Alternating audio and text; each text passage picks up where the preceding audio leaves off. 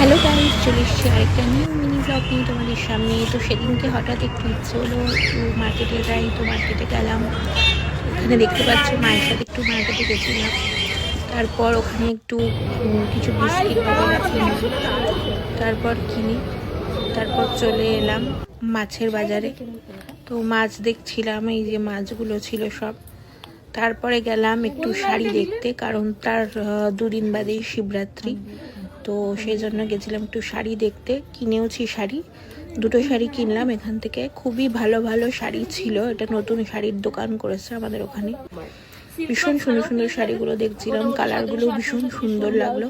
তো তার মধ্যে থেকে আমি এরকমই একটা শাড়ি নিয়েছি, তোমাদের দেখাবো পরে কি শাড়ি নিলাম। আর একটা শাড়ি নিয়েছি শিবরাত্রির জন্য। তো এই ছিল, শাড়ি দেখছিলাম। দেখার পরে তারপরে গেলাম একটু জুয়েলারিস দেখতে। তো জুয়েলারিস দেখছিলাম ওখানে জুয়েলারির দোকানে। ওখান থেকেও জুয়েলারি নিলাম কিছু। তো নিয়ে এই যে দেখতে পাচ্ছ জুয়েলারির দোকানটা, এই জুয়েলারি দোকানের পর তারপরে একটু নিলাম সজনে ফুল।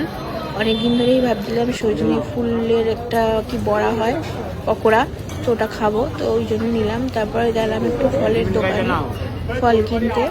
এই যে দেখতে পাচ্ছ ফলের দোকান থেকে ফল কিনলাম।